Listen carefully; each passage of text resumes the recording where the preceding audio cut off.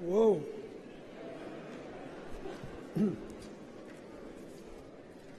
I forgot what I was going to say.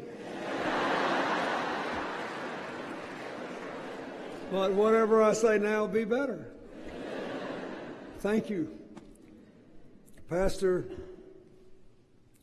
Guy, Stephanie, all the family and friends, Mrs. Obama, Oprah, Cicely, you were wonderful.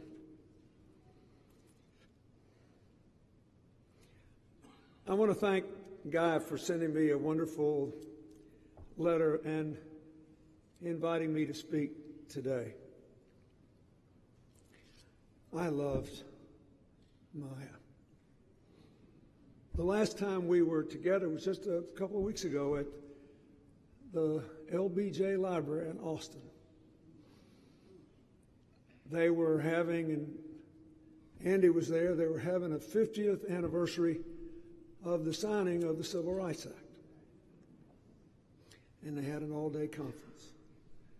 And I gave my little talk, and we went into this lunch, and it was like a political version of the Antiques Roadshow.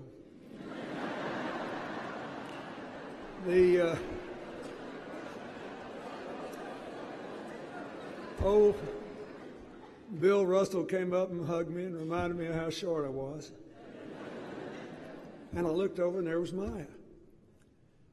And I went over to her, and I hugged her, and I said, I cannot believe that you have gotten yourself here.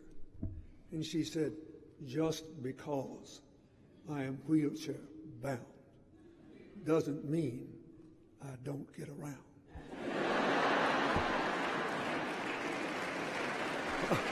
I will. So, that's the first thing I want to say. That girl got around. Let me tell you how this all started. I first encountered Maya as a young man when I read I Know Why the Caged Bird Sings. It was written in 1970, about the time I started law school, and shortly after it came out, I read it, and I was the one who was struck dumb. I thought, first of all, Stamps, Arkansas, where it's set, is about 25 miles from where I was born. I got a lot of relatives who live there. I knew the people she was talking about, the problems she was documenting. But the thing that struck me about the book, even more than the horrible abuse she endured and the 5 years of silence that followed, was that this little kid, the whole time all this was going on, was paying attention. She may have stopped talking, but she never stopped looking. She was paying attention and absorbing the people she saw, the patterns of life she experienced, and trying to make sense of it.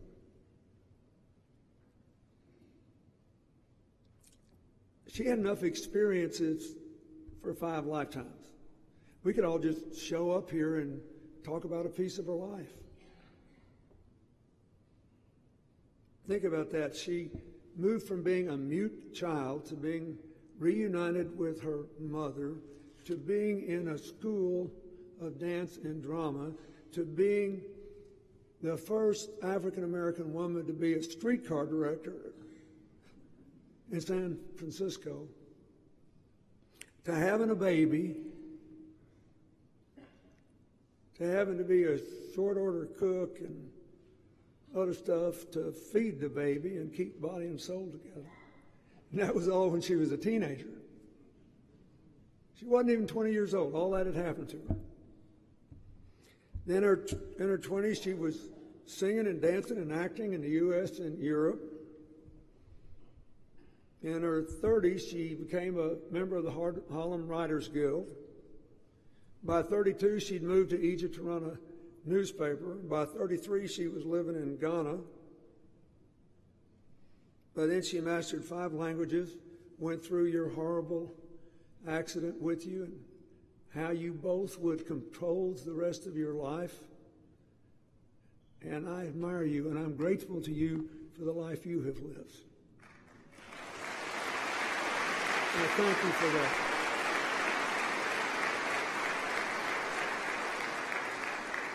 And she meets Malcolm X and comes back here to work for him, and he gets killed.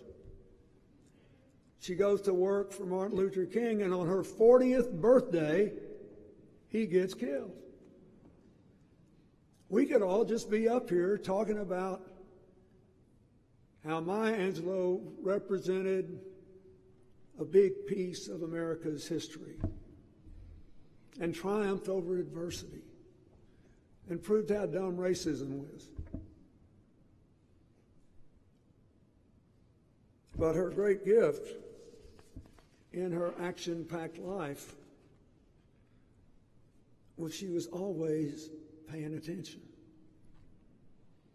And by the time she started writing her books and her poetry, what she was basically doing was calling our attention to the things she'd been paying attention to.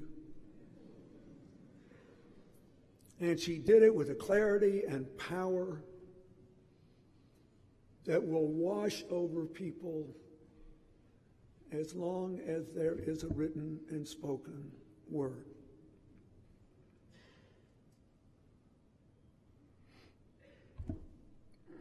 The caged bird was the first manifestation of her great gift. Otherwise, somebody else would have had it written that book about that little girl and what happened to her and how she couldn't talk and why she didn't talk. And she just kept calling our attention to things.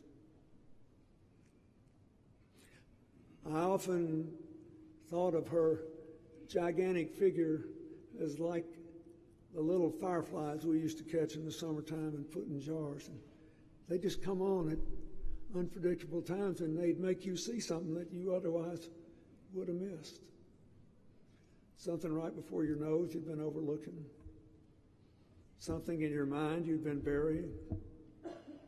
Something in your heart you were afraid to face.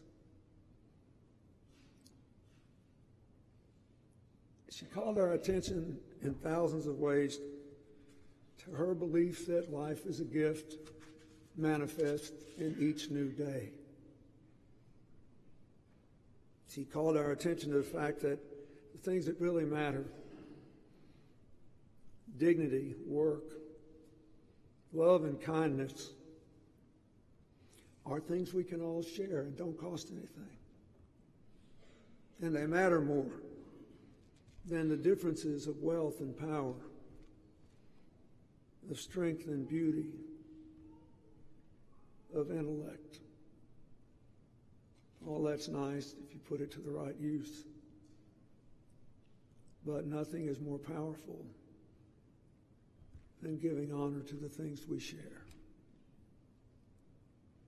She also taught us through all those decades of challenges that life is a constant choice. Every day you got to get up and make a choice. Will you choose light or darkness? Choose to reach out or draw in? Choose to speak out or shut up?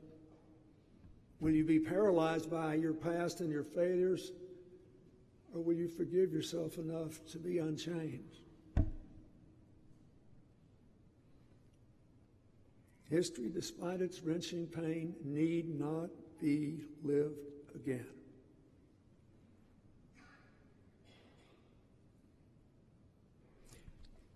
That's what she taught me and millions of others.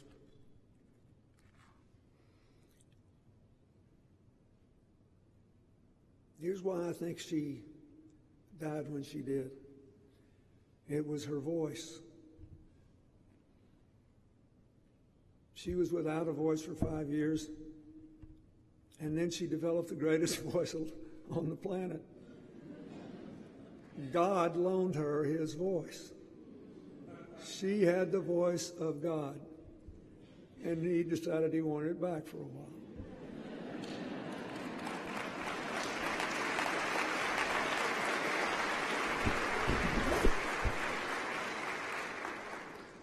So, my friend, we thank you for calling our attention to the things you paid attention to. We thank you for helping to organize our scales so that we give heavy weight to the most important things. We thank you for reminding us that on each new day we can give birth again to the dream. And that every day we should look into our sister's eyes and our brother's face to all our nation and say good morning. As long as we have time, we should keep the courage to begin again. That's what you did, and how blessed we are because of it.